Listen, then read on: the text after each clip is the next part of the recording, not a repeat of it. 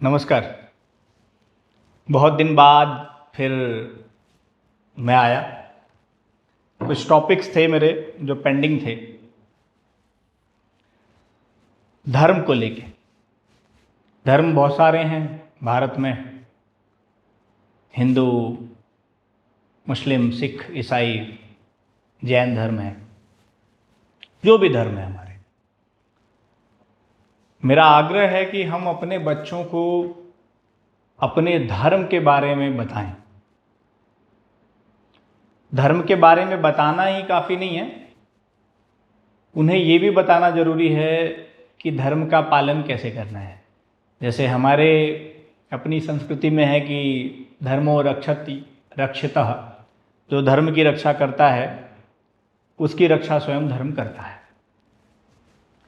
अब हम अपने दादा या पिता से जो आदेश मिला था उसके हिसाब से हम चल गए, लेकिन अपने बच्चों को तो नहीं चला रहे हैं। अपने बच्चों को हम अच्छे स्कूल्स में भेज रहे हैं, इंजीनियर बना रहे हैं, डॉक्टर बना रहे हैं, लेकिन ये सब बनने के बाद जब इनकी कार्य प्रणाली में, इनकी सभ्यता में धर्म नहीं होगा तो ये धन जो कमाएंगे उसे धर्म पे खर्च नहीं करेंगे। और धर्मार्थ अगर खर्च नहीं किया गया धन, तो वो पाप अर्जित करता है। उसके साथ साथ हमें हमारे पितरों को जानना जरूरी है, देवताओं को जानना जरूरी है, हमारी धार्मिक आस्थाओं को जानना जरूरी है, पर हमें हमारे धर्म के प्रति कट्टर होना चाहिए, मेरा ऐसा कहना है। तो जितने भी माँ बाप सुन रहे हैं या बच्चे भी सुन रहे हैं बड़े,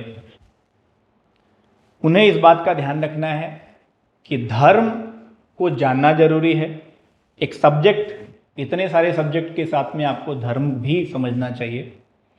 आपकी धार्मिक किताबों को पढ़ना चाहिए, धार्मिक आस्थाओं को समझना चाहिए और उसके हिसाब से जीवन को जीना है। ये बहुत इम्पोर्टेंट है, अन्यथा किसी भी नाली में बहते चले जाएंगे हम, मीन्स हम खेत तक नहीं पहुंचेंगे। अगर खेत तक पानी नहीं पहुंचा तो वहां फसल नहीं होनी है। तो धर्म का जो मार्ग है वो एक नाली है जहां से स्वच्छ पानी आपके खेत तक जाता है, खेत की सिंचाई होती है, अन्न उगता है और उससे पोषण होता है। तो बिना मार्ग के चलना ठीक नहीं है कि मतलब कभी किसी भी तरफ चल दिए कि नहीं हम तो ये नहीं मानते, हम तो ये नहीं जानते, भगवान कौन है। पढ़ लो, सब कुछ लिखा है, सब जगह पे, सब धर्मों में अपने अपने ग्रंथों में भगवान की परिभाषा लिखी है, उसे जानना जरूरी है।